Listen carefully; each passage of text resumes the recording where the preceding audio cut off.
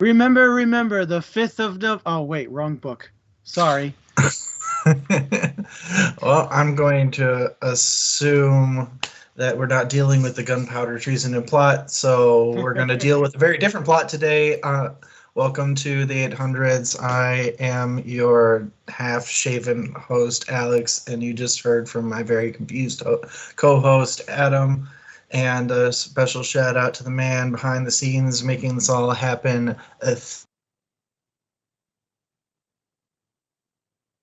Uh-oh.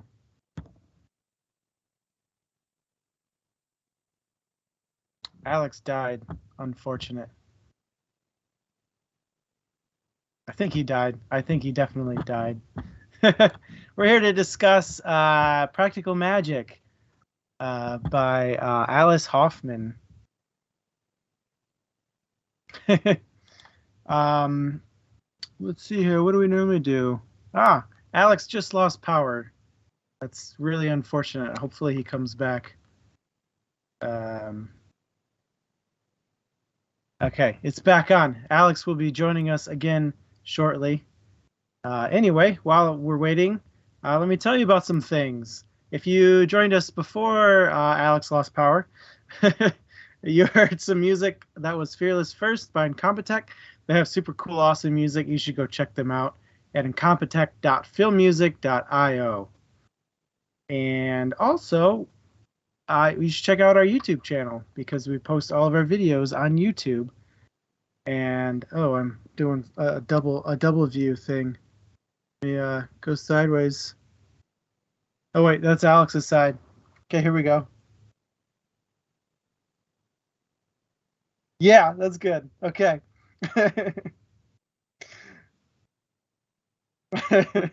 YouTube.com/DMs table is okay. On YouTube, we are DMs table. The link is below the video if you'd like to check that out. Also, I prefer to listen to audiobooks. You should too. If you want to check out the audiobook service I use, go to dmstable.com/audible. Audible is Amazon's audiobook platform, and it's got the largest library out there, so you should check it out. If you want 3 free books, go to the previously mentioned link. And I'd like to mention Etsy at this time as well. dmstable.com/Etsy has cool little nerd stuff like nerdy game keychains and Tetris stuff. If you're into 3D printed stuff and cool nerd culture, you should check it out. And lastly, at this time, Alex is back. Okay, yeah, sorry about that. Power just randomly decided to go out on me. Wonderful world of weather out there. Well, why don't you tell us about the book? I was pretty much done with plugs, so good timing.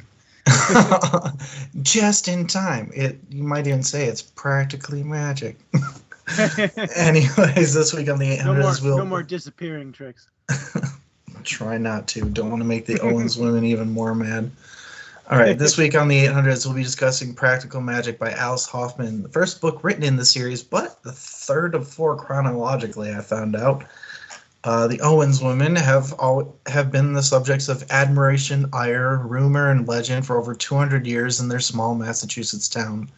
Publicly avoided and secretly sought out for their supposed witchcraft, the aunties embrace their roles, but their wards have other plans for their lives. Alice and Jillian and Sally. Don't know where that came from. Jillian and Sally decide to go their separate ways, but no matter where or how far their paths took them from home, they're always guided by a little piece of it, a little practical magic. Nice tie in there. Yeah, not my strongest, but we'll deal with it as it comes. Anyway, why don't you let the good folks at home know what we do here? Yeah, sure thing. So this is the 800s. If this is your first time joining us, this is what you can expect. Essentially, we're going to discuss different topics or questions about practical magic. And if you have something you would like to discuss, feel free to throw it into chat at any time. If we don't have anything from chat to talk about, Alex and I will just kind of bounce questions off of each other, and we'll talk about whatever we come up with. But while a new topic is posted, Alex and I will give our opinions on that topic and give you guys in chat a chance to type up your guys' reply, and then we'll read them and shout out to anybody who's got something cool to say. So if you got opinions, put them in chat, and we'll let you know that you have opinions. And we do have a slight disclaimer. Alex, did we lose you again? I think we did.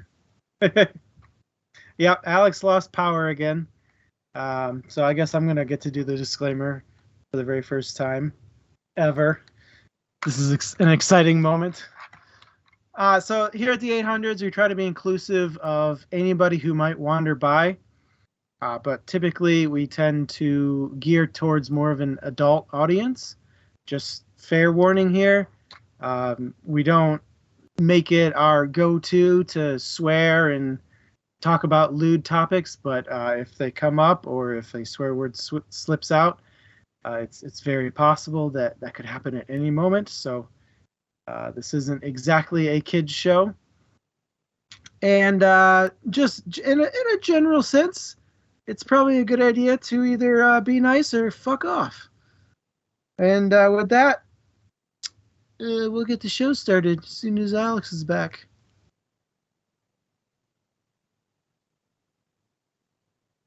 I'm kidding. We'll get it started now. So the first topic of the night is, what were your first impressions? Sorry, my head is split for the moment. I moved over to type.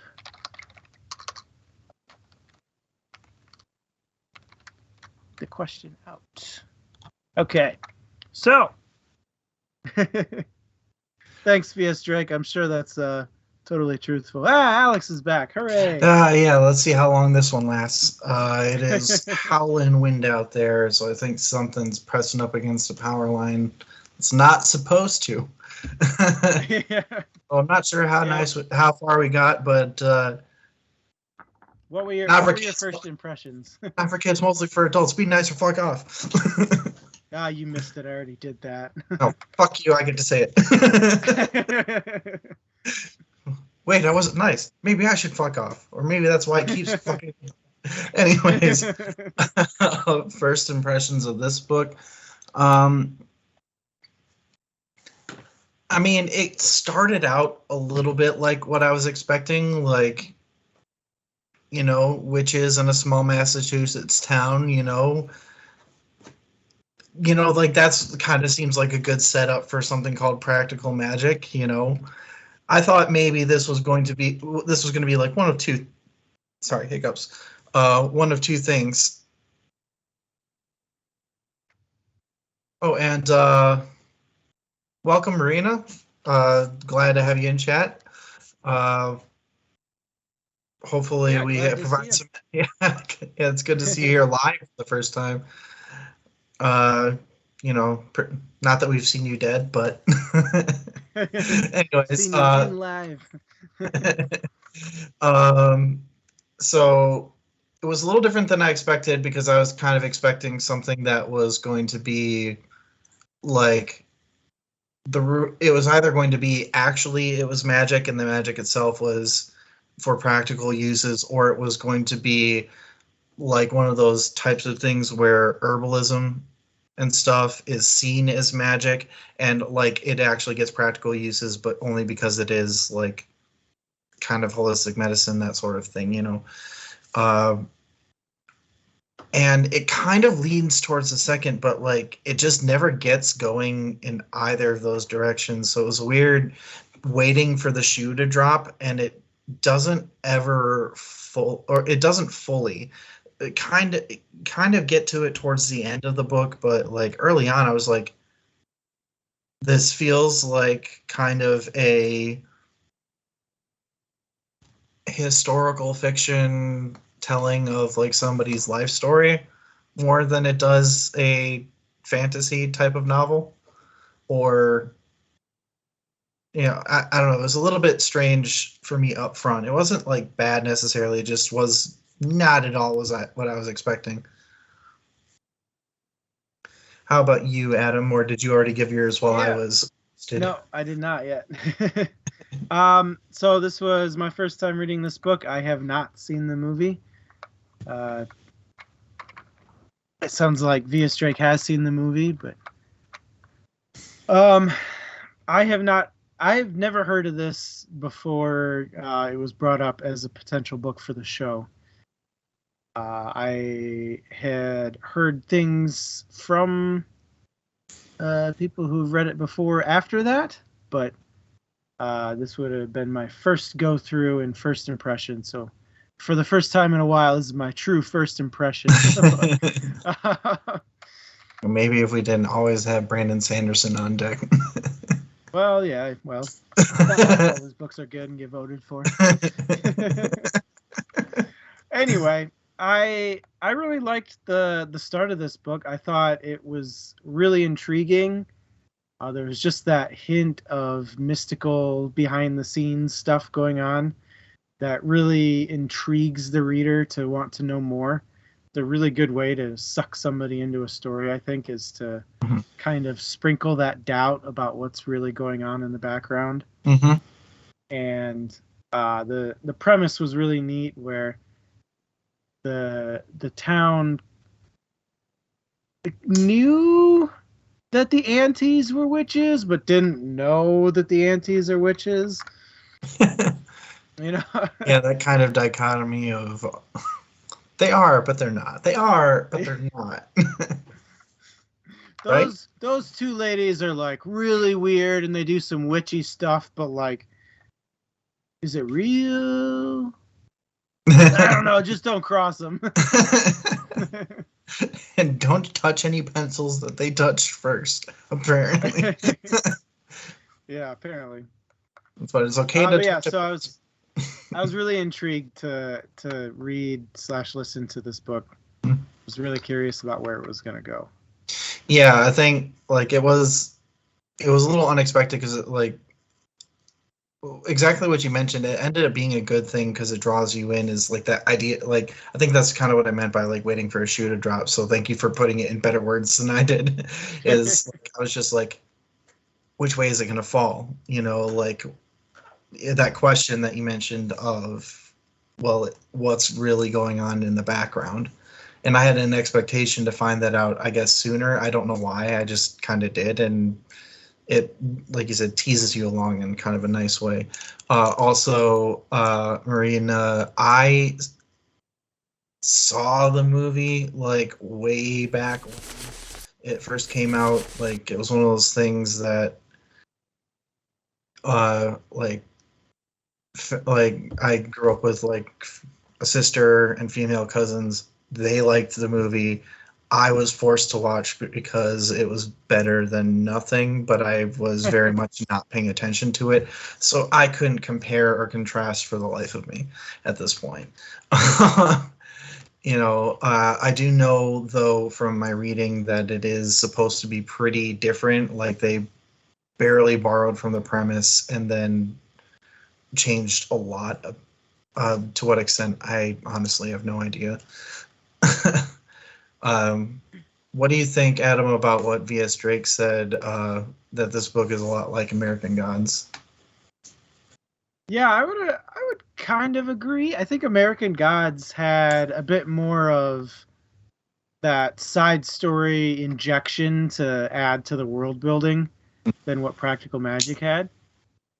But it definitely had that sense of, I don't know how to describe it. I know there's a term for it, but it's like where the perspective pulls back from the story and kind of does like an overhead view of what's going on and then sucks back in. That part was very similar, I think, to American Gods. I would say that's essentially prose. It's the way that you talk to the reader, or at least that's a part of prose. There might be a more specific term for like what you just described, the moving in and out of perspectives, like both in third person world overviews versus like inside like the literal thoughts of one character. But I think they have a very kind of folksy prose that does have that specific way of moving in and out of perspectives that is kind of flowy and lilting. Yeah, third person omniscience might be a good way to put it. It's basically, I know it applies to what is essentially like the iceberg effect. Like that's what it lends itself to, is this idea that like these characters present only this much to the world, but we are privy to this vast amount more going on both in the individual characters' heads and in more broader spectrum, because we also get what other characters think within the story as well. And there are other books that we've read that do kind of a similar thing, but I think one of the things that American Gods and this book, Practical Magic, actually do well is the flow between one and the other. It feels like the way I talk inside my own head, I guess. When I need to shift perspectives for myself. So it felt natural to me. I don't know that it would to anybody else. My brain's weird. So, but it was, I would agree that it does have like a similar sort of almost cadence to it, Yeah. I think Marina had it right with third person omniscient. Is essentially the drawback from following specific characters and just kind of giving it a broad overview. Yeah. And thank you for that. Yeah. I don't know. I think I prefer more of a first person point of view, or at least a limited third person. I don't know. It's I don't read a ton of books that do that pullbacks. It's not my favorite style, but I don't think Hoffman did a terrible job with it. I think it was well done. Well, that's the thing, is I like it when it's done well. American Gods is one of my favorite books in how it uses that, because it kind of has to get you the scope of what you need to know. This book probably didn't need the scope as much as American Gods did. So it was a choice, and I thought it was executed, at least as far as flow goes, pretty well. Was it necessary to the story? Debatable. What are your thoughts on that, Adam? Was it necessary? Yeah, do you think it was necessary to, what, can you point to any points where you think it was necessary to the plot or character? I think it was just artistic choice. Okay. Yeah, I would agree. I think it's artistic choice. I think artistically speaking, it was done well. Was it necessary to the plot? No. Not in my opinion, anyway. I think there's other ways that it could have been done, but I did like how it was executed. Yeah. I don't want to do too much harping on the comparison between the two, but American Gods, it is very necessary for the story and it's executed well. So, those are the books that, go to a next tier for me. But, like I said, the writing style of this is, I don't know, it was nice to read for me. All right, so why don't we, unless somebody in chat has a specific question, I do have one for you. What did you think of our two main, the first two main Owenses that we get a look at? So what were your thoughts on Sally and, good on you, Drake, because that's really where I was going. What were your thoughts on Well, let's start specifically on Sally and Jillian. Yeah, I'd definitely say Sally and Jillian were the main focus of the story. Right, we start with their childhood, and then it follows them from then on. Yeah, we get a bit into their kids, which is the reason why I didn't want to get into all the characters, you know. So let's do with our two main ones. So go ahead. I liked the best, in my opinion, the best part about them was their interactions between each other. It felt like their interactions were true to how siblings are actually interactive.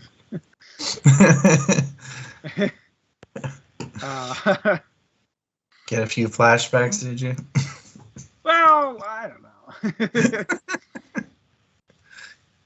let's not go too deep into that part. Just a joke. Go ahead. Yeah, I felt like their relationship was genuine. I don't think they were too shallow or anything like that. Yeah, what did you think? I did like that we got actually to see, like, from beginning to end, like a whole life of character growth, and that they did represent this duality that V.S. Drake is talking about. I don't want to get too much just yet into like the world mechanics of that, but between the two of them,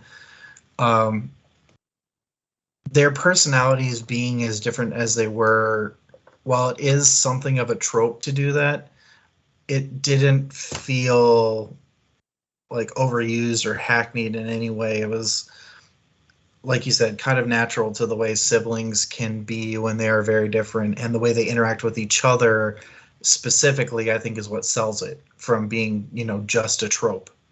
Like, if it's just a trope, then they basically, each of them stays in their own lane and that's it.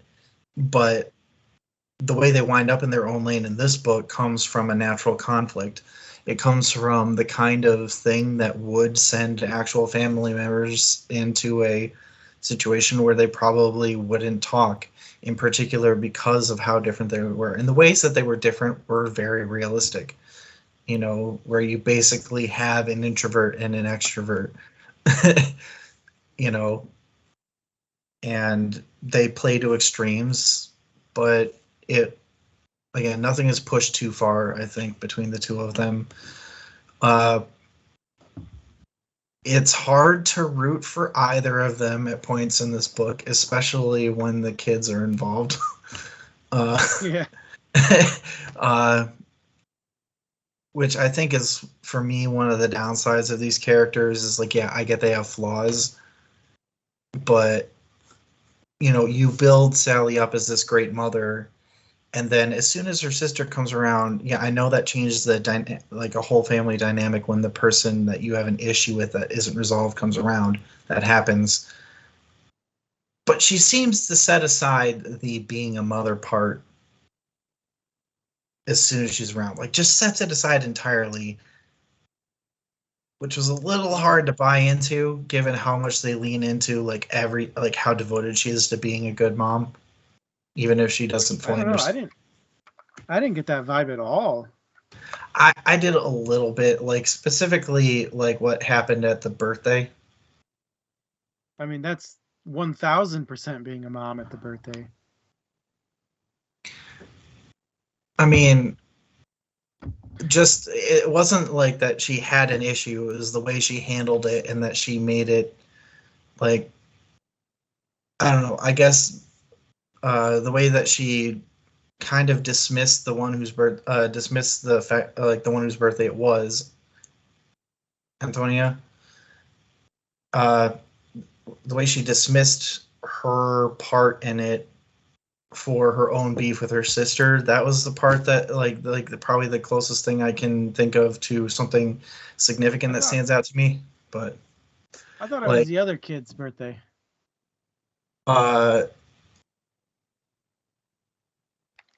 oh, did I miss? I might be misremembering because I read almost all of this book except for like the last like 30 pages, uh, like last Monday, and then read the last bit today.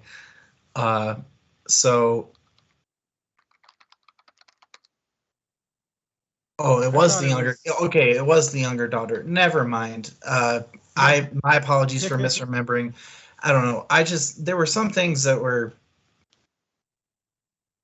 I felt almost a little too out of character, but Yeah, nothing egregious. I'm kind of nitpicking there. Uh, I took now, it as Sally's whole mood about the entire thing was Jillian essentially turned Kylie into an adult image, and she wasn't ready for her little kid to be an adult. no, given the fact that it was her birthday, like all of that, I had no issue with. Like that's all believable. Like she wasn't ready for a kid to grow up, and when in particular, it's coming from a person who you feel could potentially be a bad influence with adult decision making, in particular.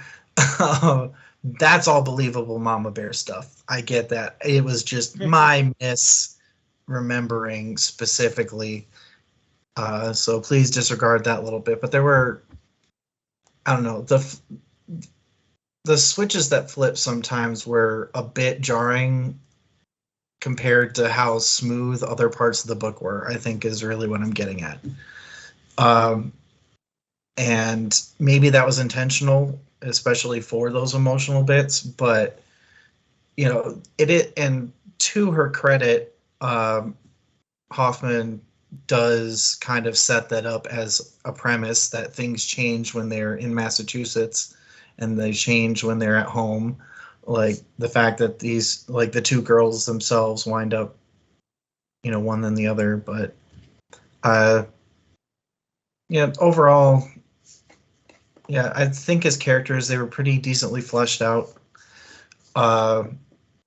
Most of their beef with stuff was with each other and the worlds around them was oddly relatable considering I'm not a woman, but like it's not just relatable because but it's relatable to like stories that I've heard and stuff. Like none of it was outrageous, just there's little things that kind of threw me off with them.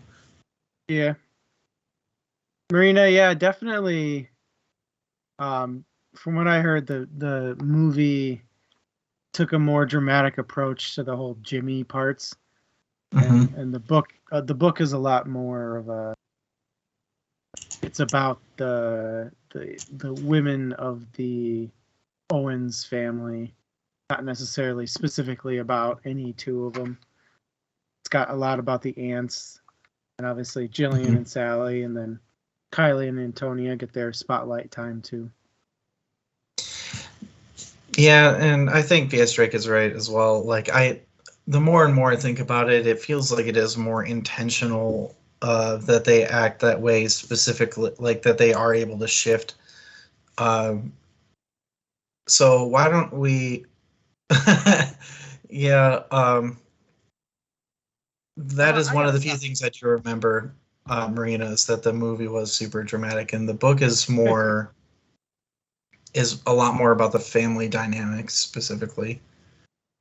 From what I read, the movie has a whole thing about Jimmy kidnapping the two sisters, and the book is just like, one day Jillian shows up and Jimmy's dead, and that's it. That takes so much of the tension out, though. All you did was take that tension, put it in something that was way too finite. Anyways, you said you had a topic for us. Why don't you go and lay it on us there, Adam? Yeah. So emotionally wise, what scene do you feel like you connected with most emotionally? Oh, there were a few. In particular, one of them, I don't want to get too much into my own sibling dynamics, but like the fight that they had, like when they were just turning into teenagers, Sally and Jillian had. It's over that one boy. Can't even fucking remember his name because he kind of just disappears into the past as the book goes on.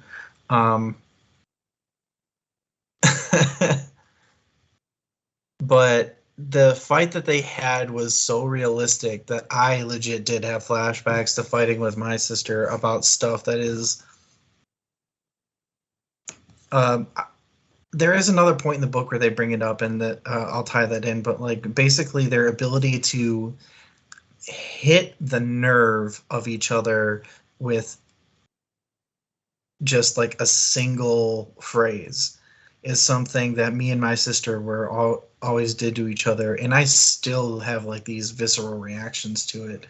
You know, where I just remember my sister being able to pick that one thing that would, like, I don't get mad easily, but she knew the one thing to say or do that would just make me, like, livid.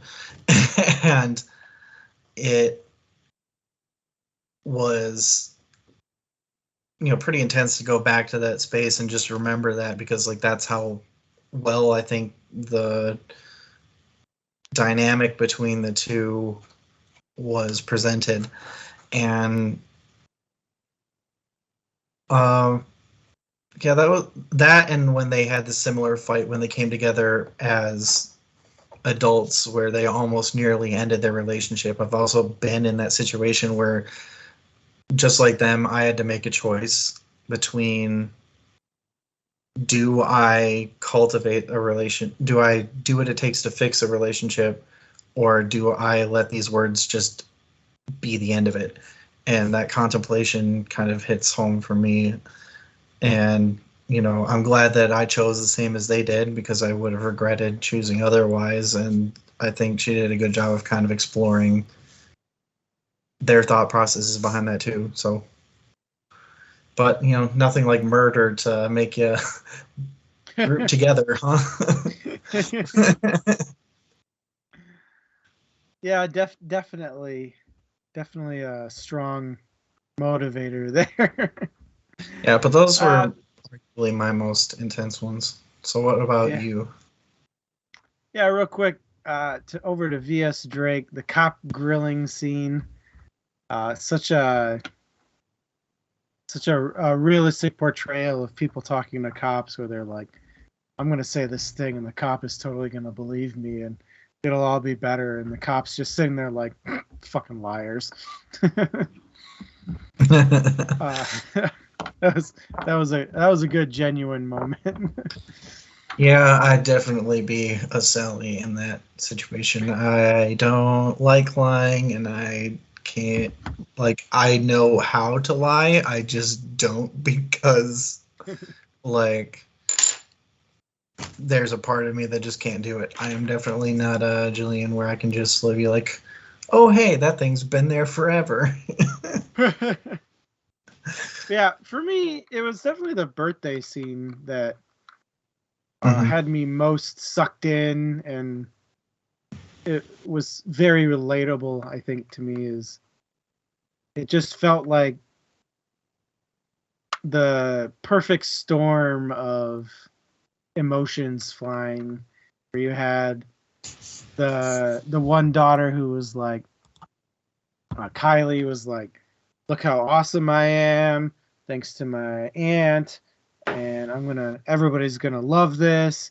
And you've got Sally being like, oh my god, no, this is going too far, holy cow. And you got Jillian like, I don't understand what the big deal is, I just did what I would normally do for myself for her. And you had the friend there who was very much in shock and feeling left out or left behind, so to say. There's a lot going on there, and it felt like everybody had their moment to express their emotion even the teacher, or I think he was a teacher, the guy who walked up and was like, "Julian, I love you." It was a perfect storm moment, and a lot of times when books tackle those perfect storm moments, they throw in one of my least favorite tropes of restricting information from characters in order to drive plot, and this book decided not to do that, so kudos on that. Instead, they went with, let's say too much and piss people off, which is, in my opinion, far more accurate to real life. Well, yeah, and that specific tie-in of like, all right, gloves are off. When you do get to that point, the lead up for that, like you said, is there's a perfect building of emotions, which was, I think, pretty well executed.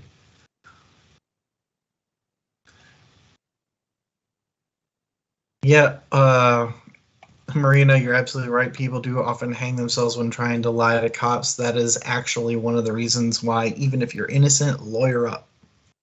Yeah.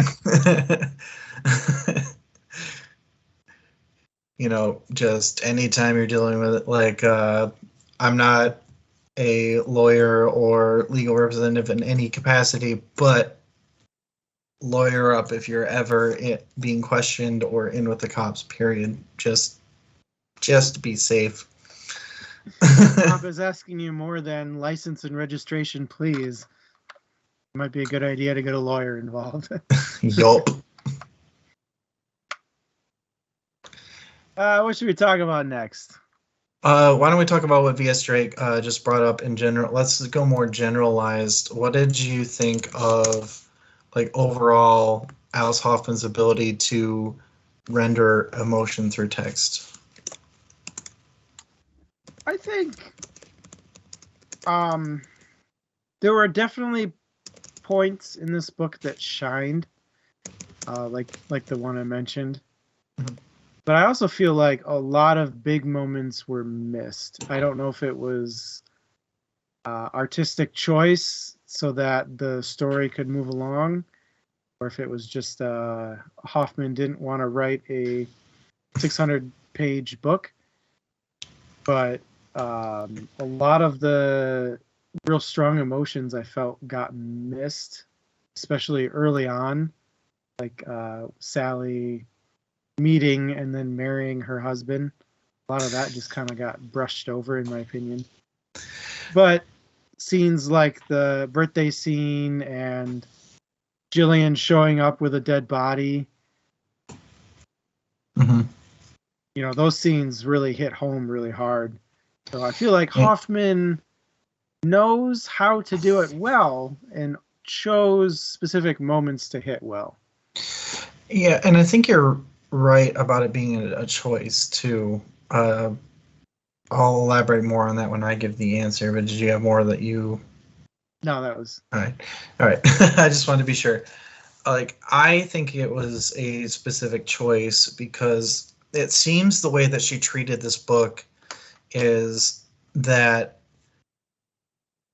it feels like the same way that I do when I reminisce about stuff. The stuff that is fairly more recent is more vivid in my memory, but there are certain random snippets in my childhood that stand out a bit more, and some of that, or there are things that, there are parts of my life that are significant parts of my life, like the time that I spent in college or doing my master's degree, that sort of thing, where they are very significant portions of my life. But when I think back on them, I kind of group them together. And that kind of feels like what happened with her husband and having the kids, Sally's husband and having the kids, is that just kind of got lumped together as one kind of amalgamated memory of a time in her life.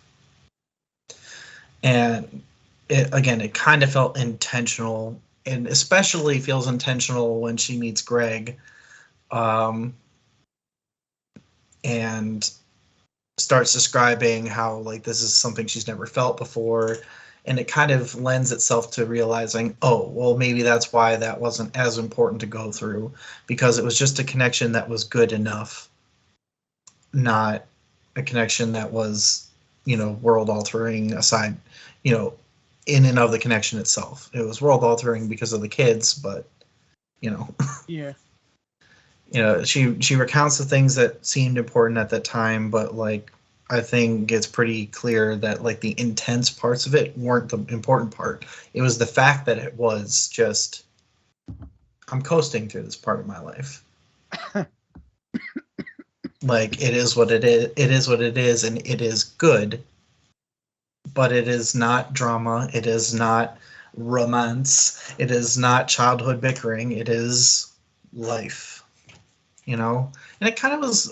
It felt a little nostalgic to read, honestly, to me. Yeah. Yeah, and you're right. Yes, Drake. The loss of her first love is important. But again, it's the kind of thing where if you're looking at it like as if this was written as like a reminiscence of the entire story that happened just after the fact, if you look at it from that perspective, which is kind of what I think is the intent of how it's written, by my estimation anyway. When you look back like that, the new love kind of trumped the older one. Oh, I think I misread what you were saying.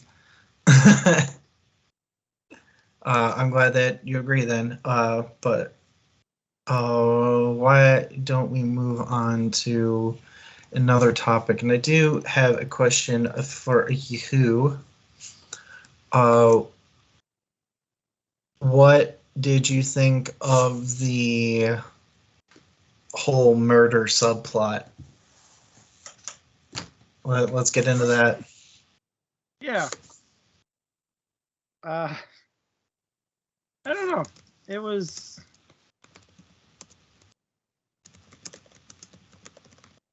I felt like it didn't fit really.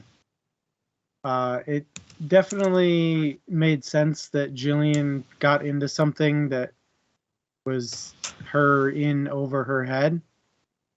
I think it would have made more sense for her to run and then have her boyfriend show up months later and be like, "Aha, I found you," instead of a cop showing up and being like, "Aha, I found you." Yeah, I thought it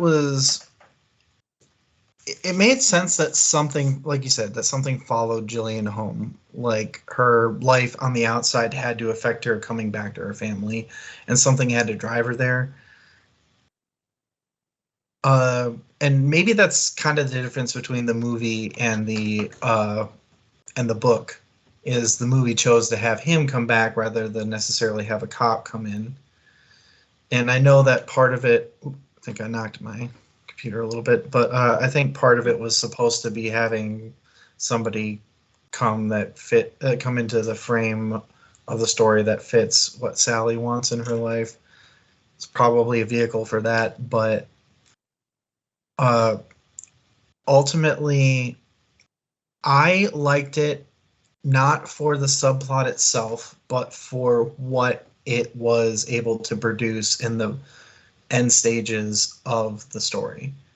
Is when it led to the only potential use of what feels like real magic in this story.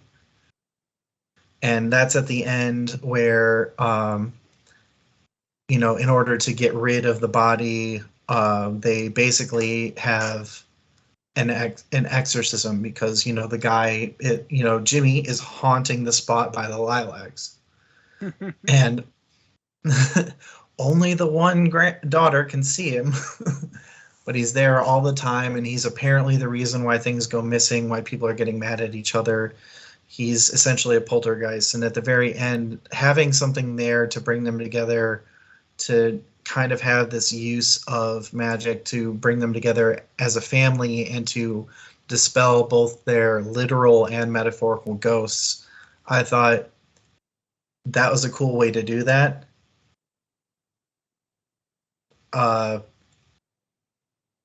It was a little weird seeing something actually work after basically being told that the only other time that supposedly it happens is when they give the love potion to that one woman, and the dude basically literally fucks her insane.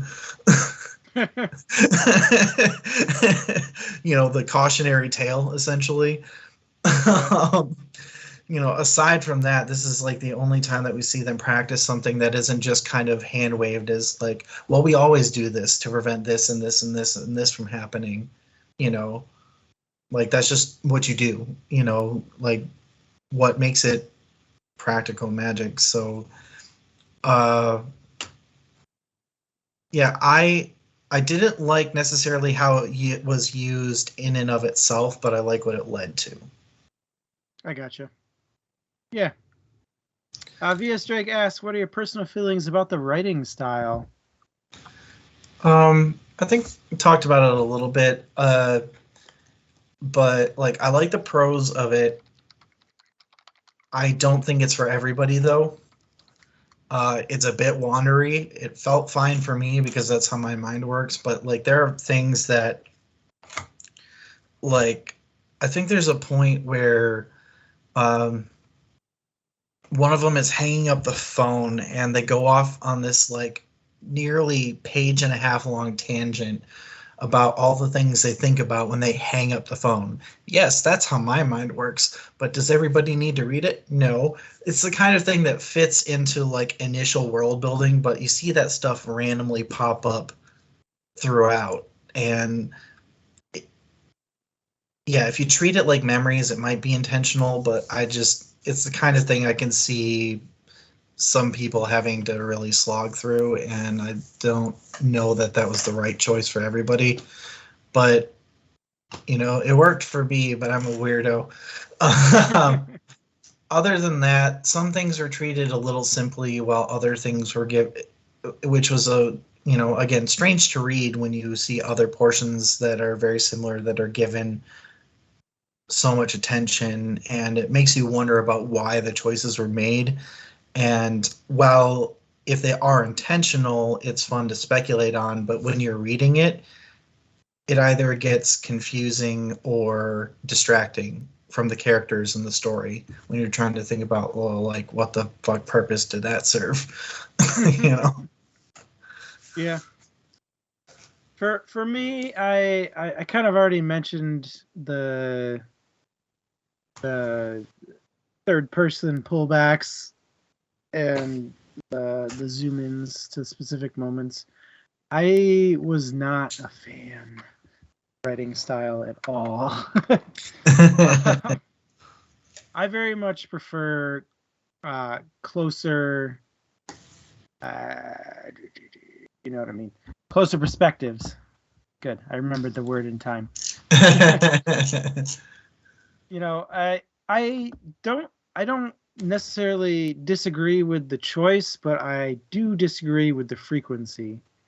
I don't think Hoffman should have done quite as many pullback, zoom in that she was doing. I personally felt like it was a very disjointed way to write a story. If it was like a pullback in between parts and then a zoom in for the meat of the part and then a pullback after that part is over so you can skip over to the next part, then okay. But I feel like it was more like a pullback in between scenes and zoom into this individual scene and pull back and view these bunch of different scenes that aren't as important to the overarching story. You skip over them, you keep that pulled back perspective, and then zoom back in this particular bit. Yeah, I felt like that part could have been done better. I agree that it maybe could have been done better. I only say that because I like the version of American Gods done better, but I personally like the style when done well, and I think it was done well. We talked about that where I don't think it was necessary, but I think it was done well for what it was. But that's why I specifically said I don't think this is for everybody. I'm thinking not just about Adam, but I know other people who have that same preference for, like, you need to have a specific reason behind why you are making these choices. Otherwise, you're just being self-indulgent when you're writing. And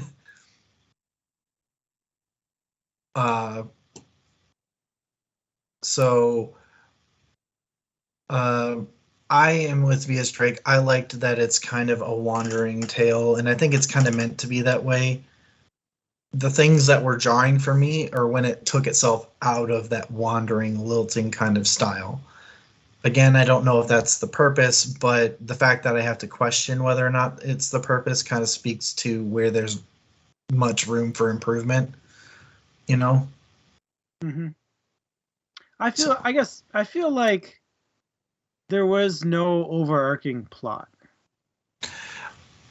I don't think there was meant to be. I think there is an overarching theme.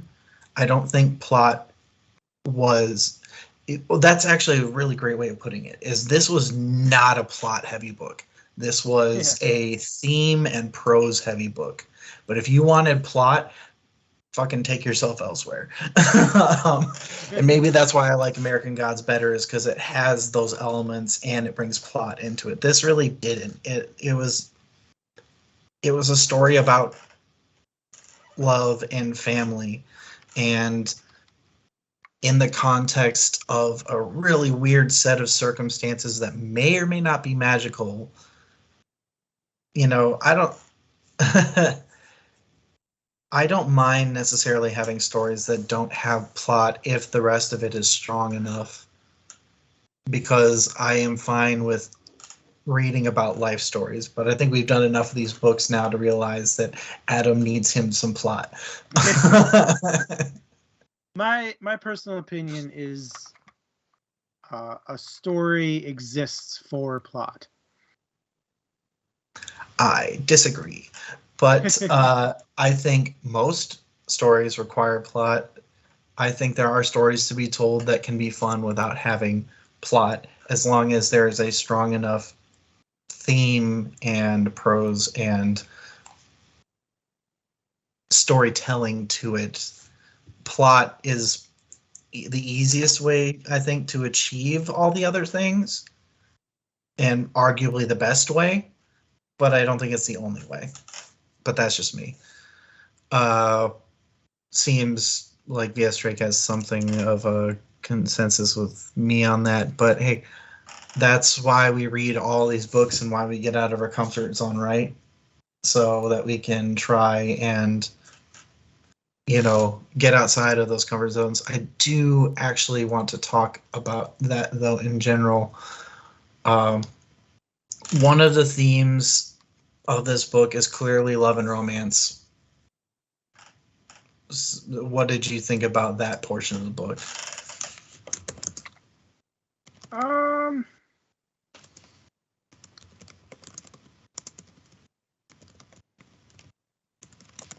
I noted its existence.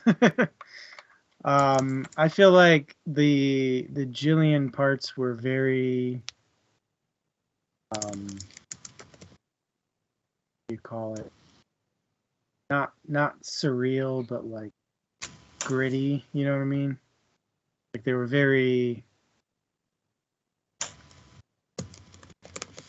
that word. Yeah. Sorry, I was typing the question. So, what did you made a gesture and I didn't see what it was. What is it? I said I can't think of the word, but the Jillian scenes were real, like present and high in emotion. I feel like all the other ones were kind of. Yeah, hers were definitely much more visceral. I think that's good. I think mostly because of the way that she treated love and romance, especially like right up to the end. Like that's just the way that she engaged with it.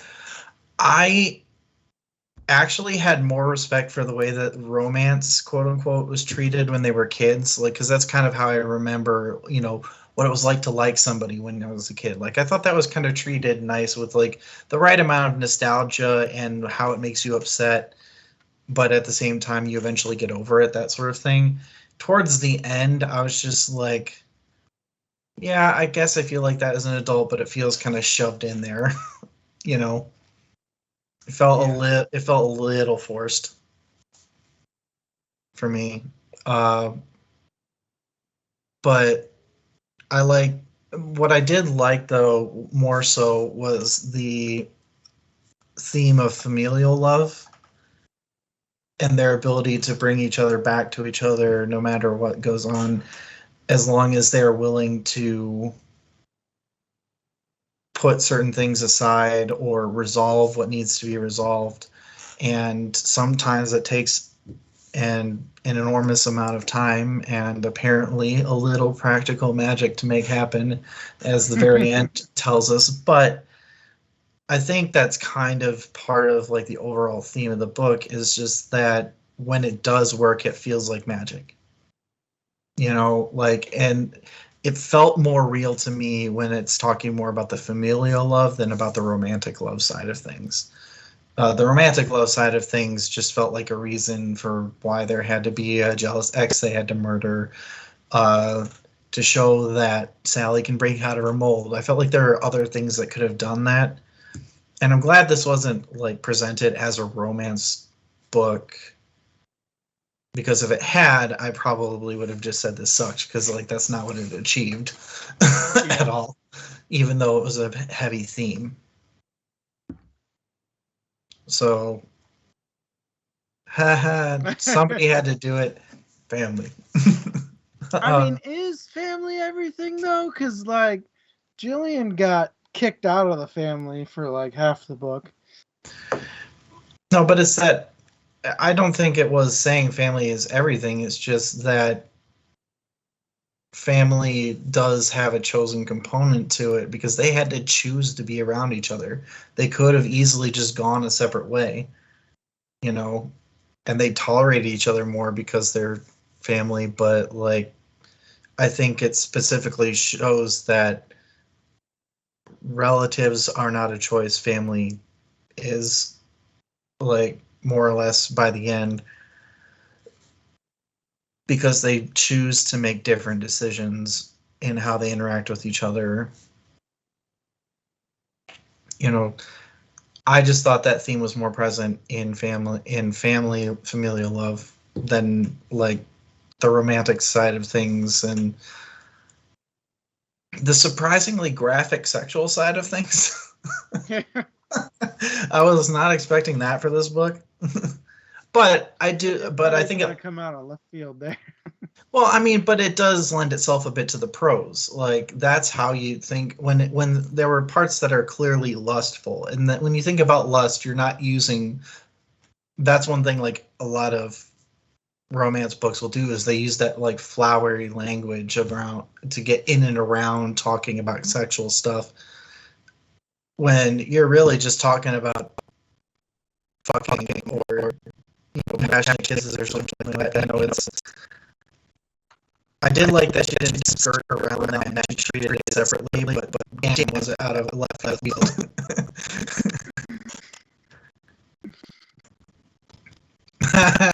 Yeah, big nope on listening to that to kids. That's why we do the little thing at the top about us being adults.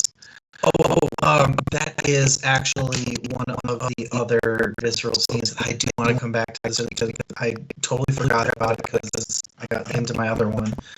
But the scene. Right, let's talk about that, and then let's wrap it up with final thoughts. The scene. And I'm sorry we didn't have a trigger warning for this, and heads up to those who might have dealt with this. But the scene where, God, I always forget her name, the youngest daughter.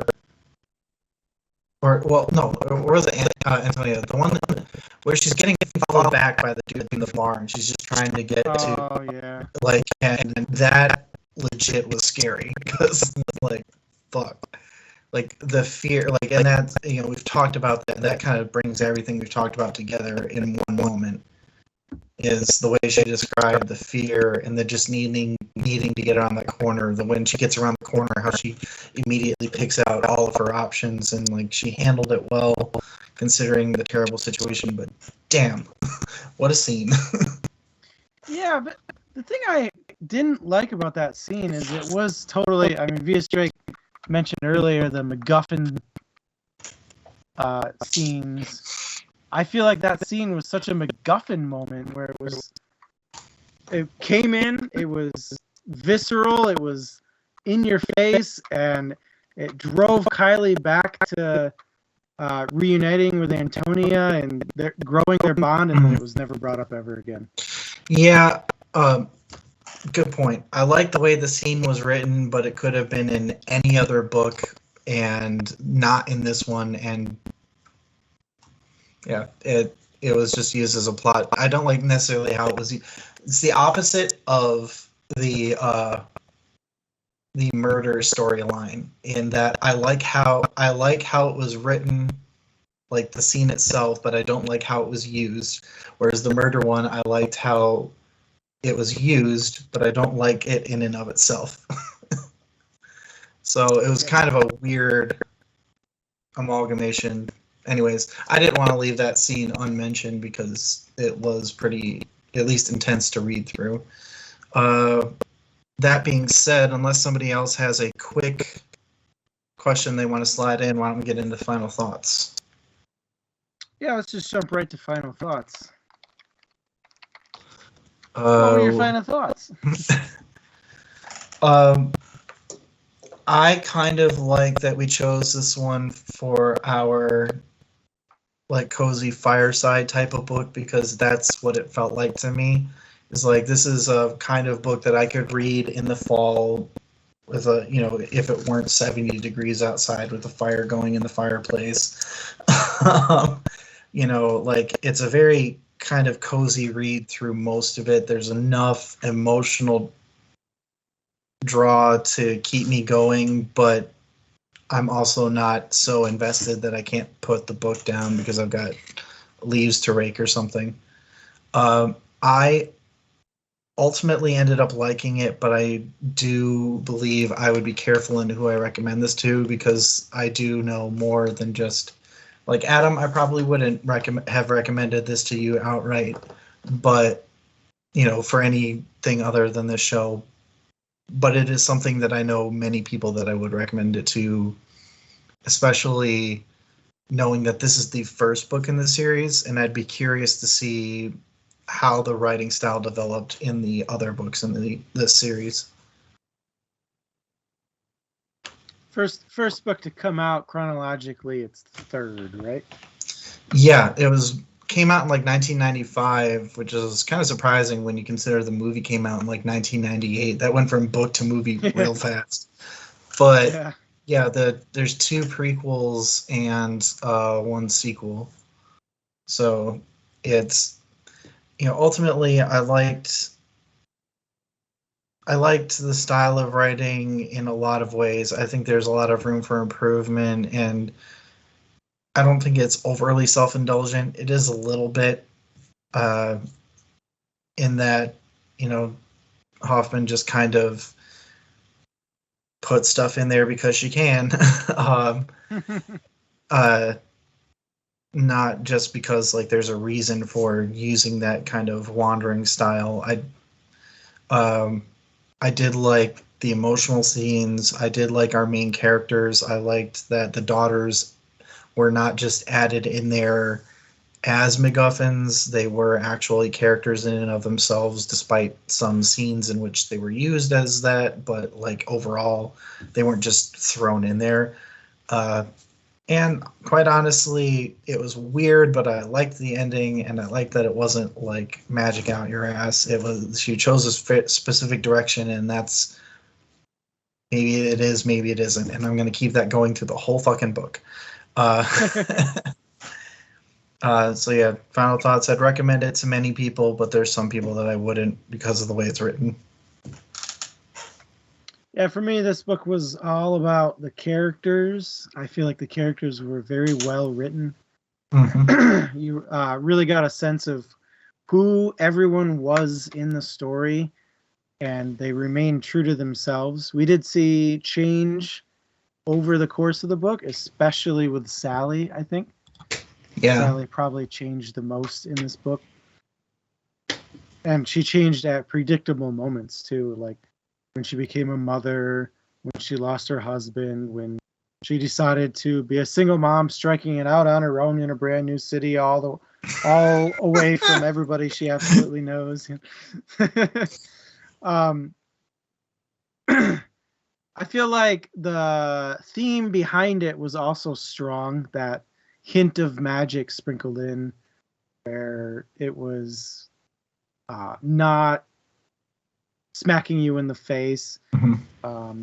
When I want to, I can levitate people and I can kill them with a thought and stuff like that. But it was maybe I can make love potions, and maybe I might be able to figure out what's going on in certain scenarios, and maybe I can tell how people are feeling and stuff like that. Where it was a very subtle thing. I thought that was well done. Already mentioned, but what I did have a huge problem with was lack of overall plot and direction. I feel like a novel, this is my personal opinion, this is not fact in any way, but I feel like a novel should exist with some sort of overarching plot. This book did not have. For me, that is very distracting. It, in my opinion, breaks this into a bunch of related short stories and not one singular large story. And totally. That's a deal breaker for me. Totally understandable. Would not recommend from me. Right. V.S. Drake says that they felt the characters were very well developed. I think that's something that we all agree on, is that the character use was very good, or like the character development was good. Interesting note is that it was 100% their jam and they didn't even know.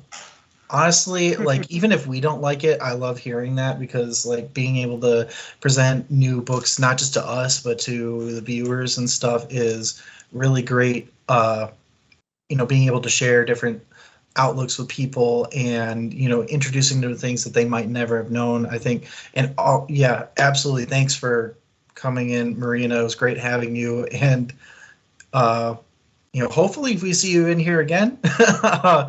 It was, really nice having, everybody having these different takes. So, like, we are very much willing to take on things that we normally wouldn't.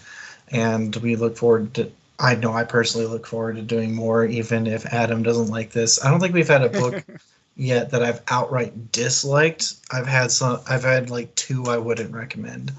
And oh, are you sure? Are you sure? Yeah, I've had 2 that I wouldn't recommend.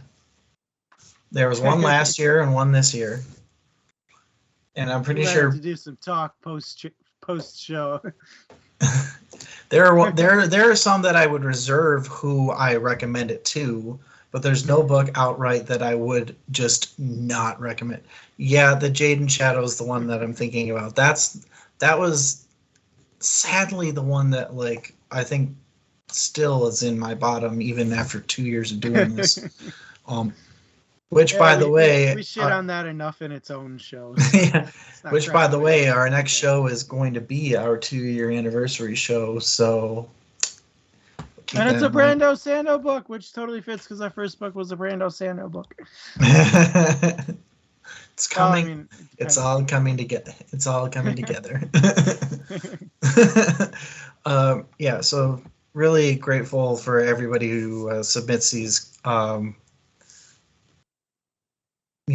Books that get us out of our comfort zone, and even if it doesn't get us out of ours, we're glad it gets you out of yours, and that you are still sticking with us. And hopefully we can do more of that going forward. But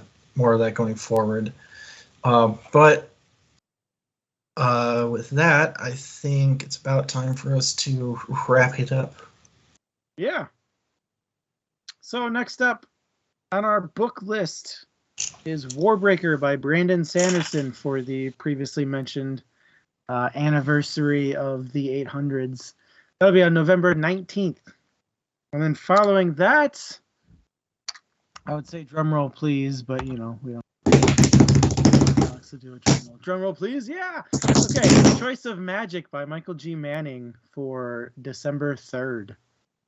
That's gonna be a new one for me, although I have read Manning before, so. Yep, that'll be a new one for me as well. And I believe that was actually a suggestion that came from our YouTube channel from our previous Manning books. So thank you. We'll give you a shout out. I don't have the tag right now, but we will be sure to give you a shout out next time and on December 3rd when we read that book. Thank you very much for your suggestions and for our themes going forward. Right now, we are just looking into the holiday stuff. We are probably going to be shifting things up a bit. I think this is our last year, at least for the next year, where we're going to be doing things 2 books a month. We are going to go down to 1 book a month starting in the new year. With things opening up quite a bit, we think we can do a better job and do maybe a wider range of books and have more people able to commit themselves to books if we're down to 1 at a time, 1 per month, especially given the time slot that we're trying to do this.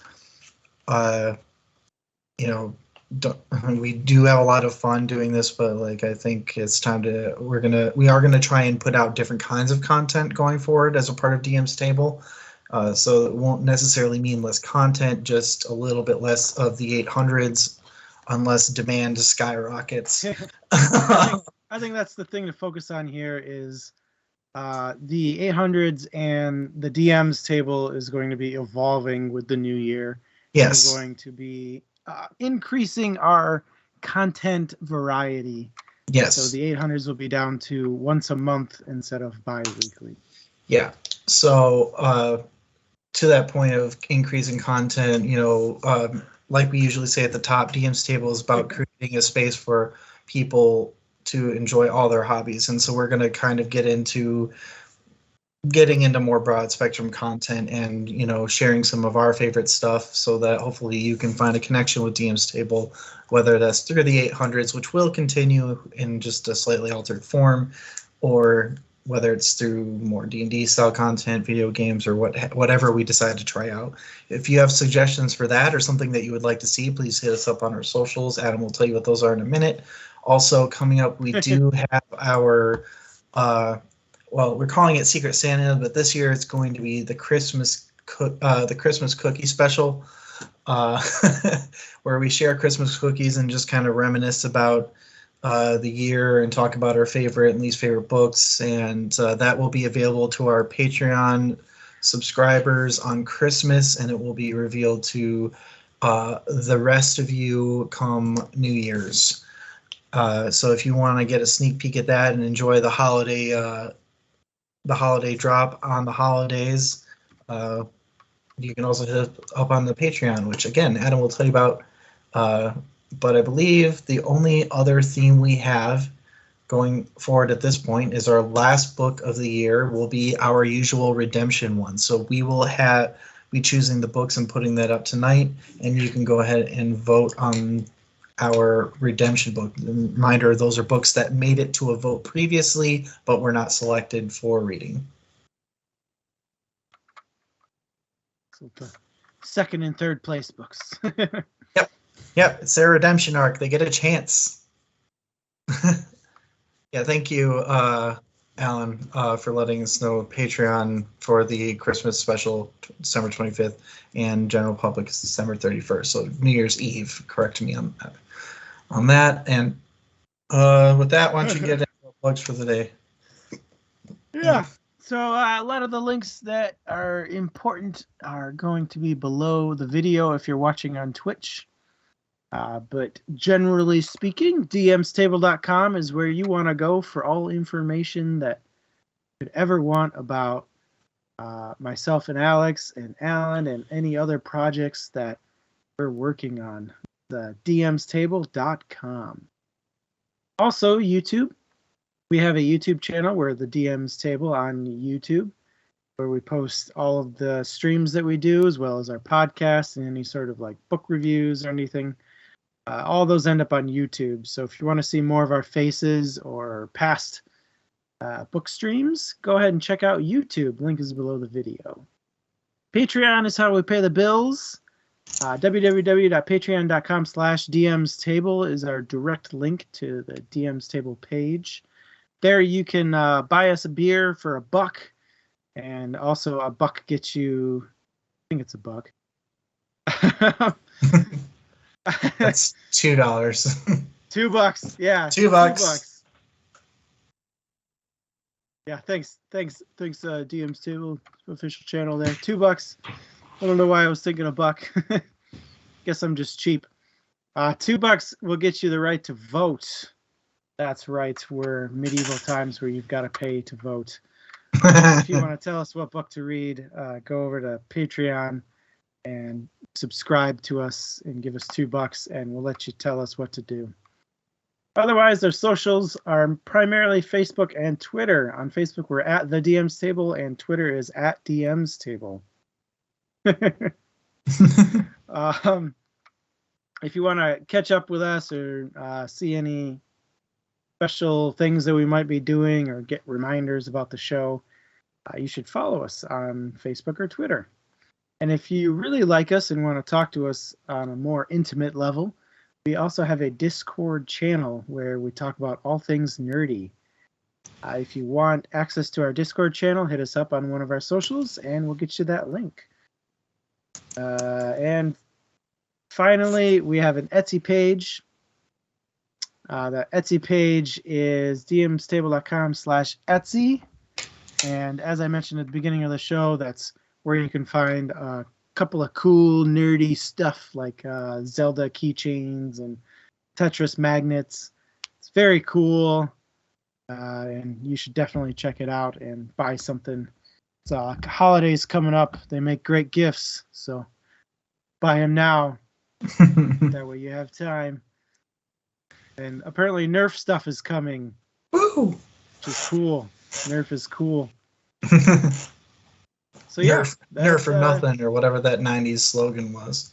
I think we're all plugged in now. If you wanna... Oh, we do have the solo cup holder out there for the holidays as well. Oh yeah, actually pretty nifty. Go ahead and check that out. If you got some parties coming up and you need something fancy to do with your solo cups instead of being a boring single stack just sitting on the table undecorated kind of host, and you want to flare it up. Honestly, I've been to a couple of parties recently where it would have been nice just to have so that like you have a place for them, because dang if I didn't have to hunt down the stack of cups like 5 times.